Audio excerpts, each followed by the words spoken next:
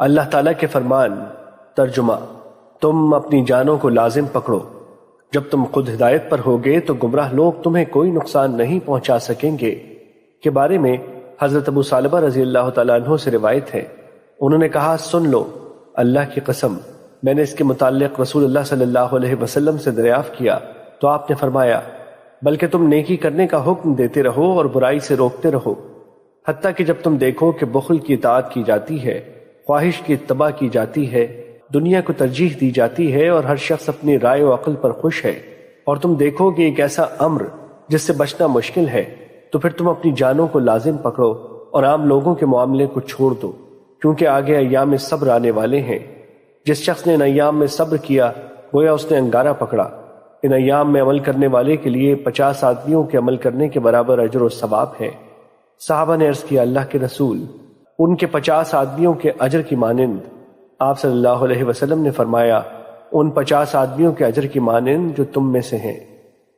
مشکات المصابی، حدیث نمبر 5144۔ حضرت ابو البختری نبی صلی اللہ علیہ وسلم کے ایک صحابی سے روایت کرتے ہیں، انہوں نے کہا، رسول اللہ صلی اللہ علیہ وسلم نے فرمایا، لوگ اس وقت تک گناہوں کی وجہ سے تباہ و برباد نہیں کیے جائیں گے جب تک وہ گناہوں کے جواز کے لیے جھوٹے عذر پیش نہیں کریں گے۔ مشکات المصابی، حدیث نمبر 5146۔